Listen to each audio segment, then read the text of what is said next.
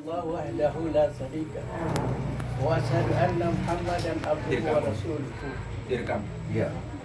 La nabiyya ba'da. Rabbi shrah li sadri wa yassir li amri wahlul 'uqdatam min lisani yafqahu qawli. Rabbi zidni ilma. Amma ba'd. Yang terhormat Bapak Pemandu, juga yang terhormat Al-Maidah ini yang tuan rumah, yang terhormat bapak-bapak dan ibu-ibu sembilan. Pada hari ini izinkanlah saya untuk mengulangi aja apa yang telah kita dapat dari pengajian kita ini. Pada kesempatan ini saya akan mengambil apa yang didapat oleh manusia. Apa yang didapati oleh manusia. Kalau kita lihat dari sini, jadi kita lihat wa alaisa lil insani illa ma sa'a. Kalau sini ini adalah 5:39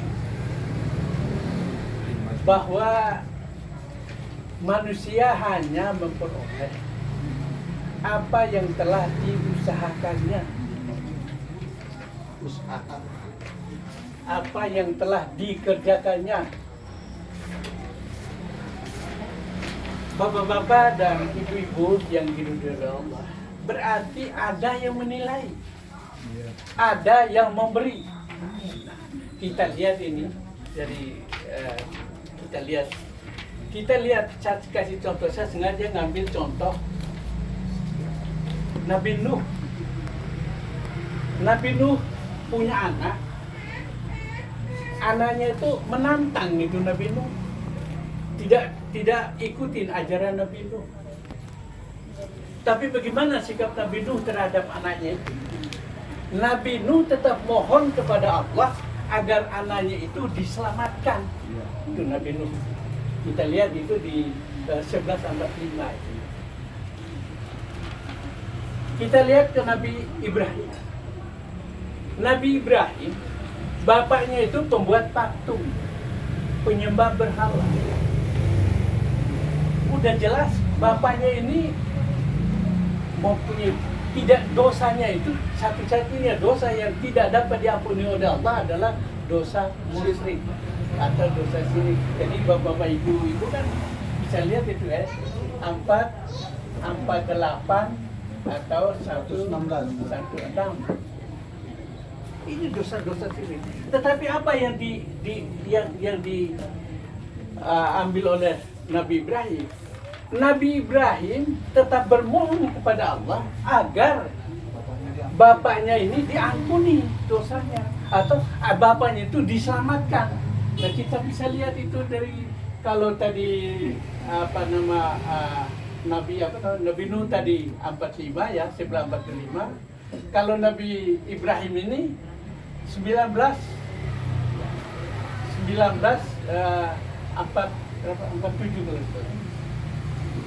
Banyak. Ini kita lihat ini. Nah, ada lagi yang lebih hebat. Kenapa? Kita lihat kalau waktu di sini ini dulu Pak, yang bisa menolong, membantu itu apa? Kalau ada anaknya yang jatuh dari ayunan dulu di kampung Duku ini, waduh, langsung buru-buru potong ayam itu. Kemudian yang dibacakan apa itu? Hikayat Abu Samad, Hikayat Abu Samad. Syekh Saman itu apa istilahnya? Syekh Saman ya. Itu di sini itu. Kemudian kalau kita lihat lagi, ya kita lihat sekarang ini apa yang banyak, yang banyak kita lihat. Ada lagi yang lebih hebat. Yang lebih hebat itu Nabi Muhammad. Nabi Muhammad ini di luar Al-Quran ya. Nabi Muhammad itu menghendaki agar semua pengikut atau ya hambanya itu masuk surga. Tapi begitu timbangan Tapi dia begitu timbangan itu apa? Berat dosanya daripada yang amal baiknya. Tapi apa yang diberikan untuk yang pengikut Muhammad, tapi selama masih hidupnya dia membaca selawat katanya. Allahumma sholli ala Muhammad wa ala ali Muhammad. Ada lain itu kan. Baca selawat itu bukan selawat seperti yang dikatakan berapa? 3356 ya. Bukan yang bukan seperti itu.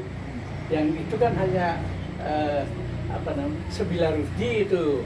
Jadi 3356 tadi. Kalau ini asal mengucapkan gitu aja sama. Nanti begitu timbangan dosanya itu berat kan, wah dikasihlah itu sorban Nabi Muhammad dimasukkan di timbangan. Jadi timbang ulang itu rupanya.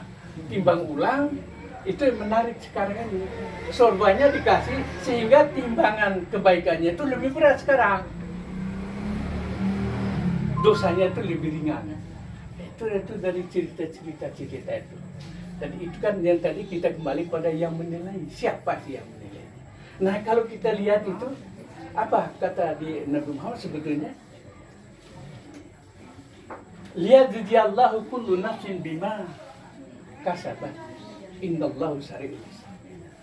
Jadi kalau kita lihat di situ, jadi yang ini Ibrahim nih surat 14:51.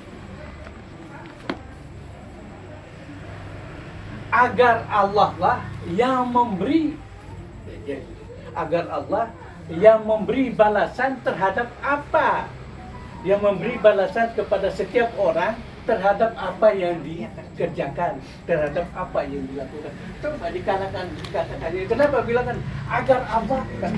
Karena udah lihat itu, bagaimana bisa diserahkan kepada yang lain sehingga masuk datanglah itu kalimat itu. Agar Allah lah yang memberi balasan terhadap setiap orang, kepada setiap orang terhadap apa yang telah dilakukan. Imbalannya dari Allah gitu ya.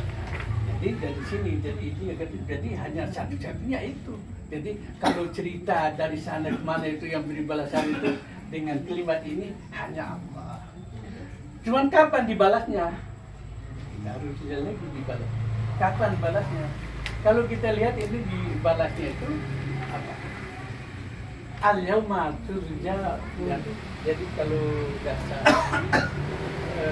dibalasnya itu surat 40 ya. 40 17. Al-yauma turja kullu nafsin bima kasabat. La zulmal yaum innallahu sari'ul hisab.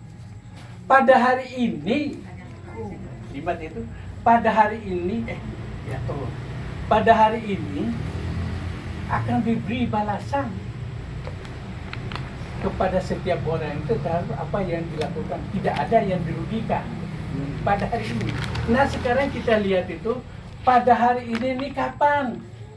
Apa malam Jumat sekarang? Apa 1 Ramadan? Atau 17 Ramadan? Apa 1 Muharram? Apa kemerdekaan kita ini 17 Agustus? Pada hari ini, pada hari ini akan diberi balasan. Kapan sebetulnya? Ya, kita bisa lihat. Ya, kita bisa lihat itu. Summa bi'an. Jadi kita bisa lihat itu di di sini surat Al-Mujadilah, tapi ekornya ini ya 58 ayat 7 ini ya. Summa yunabi'uhum bima amilu yaumal qiyamah. Innallaha bikulli syai'in. Jadi kemudian dia Allah itu akan akan memberitahukan kepada mereka pada hari kiamat akan dibalas apa yang diperbuatnya. Jadi rupanya pada hari ini yang dikatakan di 40-17 ini adalah dijawab di sana itu.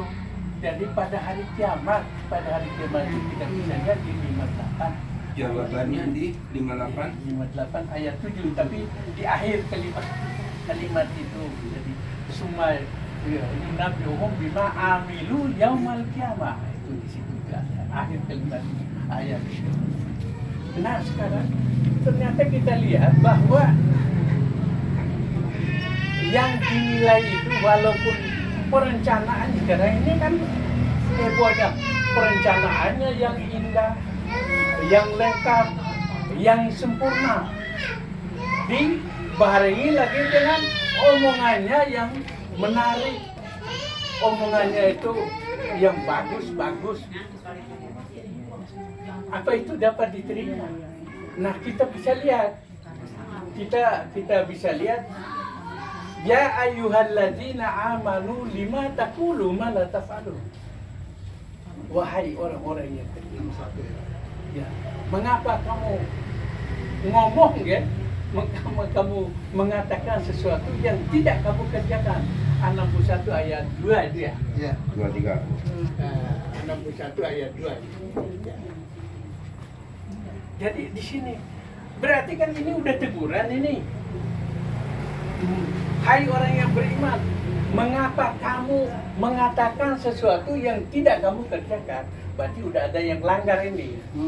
Udah ada yang langgar sehingga Allah itu mengingatkan para orang-orang yang beriman.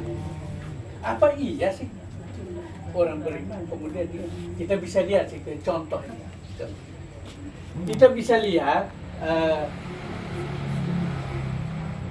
Al-Baqarah ayat 4 ya. Walladzina yu'minuna bima unzila ilaika wa ma unzila min qablika wa bil akhirati. Berimanlah kepada Al-Quran, apa yang diturunkan kepadamu dan apa yang diturunkan sebelum kamu. Jadi sebelum aku suruh beriman kepada Al-Quran dan kitab-kitab yang sebelum Al-Quran, bukan sesudah. Tapi kenyataan sekarang apa? Justru sesudah Al-Quran. Kita ini kebanyakan itu beriman kepada sesudah Al-Quran. Saya pernah ngomong sama yang dari masjid ke masjid itu, Pak. Jadi saya pernah nanya, ini kitabnya apa ya? Kami kitab ini, Pak, kitab putih namanya. Terus yang membuatnya siapa? Ini para ya pendiri kami, pengajian kami, para tokoh-tokoh kami lah itu. Jadi buku putih namanya rupanya, ya namanya buku putih. Itulah pelajaran mereka. Jadi yang dibuat oleh para ustaz mereka. Tapi kalau kita lihat lagi ngaji, kami ada yang namanya kitab kuning. Iya. Kalau kitab kuning itu di setiap pesantren itu kitab kuning. Jadi kitab kuning. Jadi kitab kuning itu yang dipakai. Ada lagi yang dikitakan itu tadi yang disebut tadi apa? Mazhab itu. Iya, mazhab. Mazhab dipakainya itu mazhab Hambali, Maliki, Syafi'i, Hanafi. Ya, itu yang dipakainya itu sekarang. Belum lagi itu ada lagi yang lebih hebat lagi. Hadis-hadis Bukhari Muslim. Ya, hadis riwayat. Hadis riwayat. Itu yang dipakai sekarang. Padahal yang disuruhnya mana? Yang disuruhnya sebelum Al-Quran. Bukan sesudah Al-Quran. Sebelum Al-Quran yang disuruhnya. Mana yang sebelum Al-Quran? Kita cari apa ya. Kita bisa lihat dari Al-Imran ayat 3.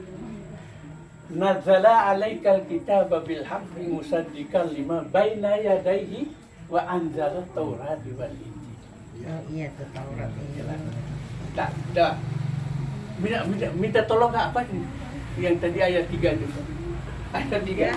Nazzala alaikal kitaba bil haqqi musaddiqan lima baina yadayhi wa anzala Taurat. Artinya itu biar Dia menurunkan kitab Al-Quran kepadamu yang mengandung kebenaran, membenarkan sebelumnya dan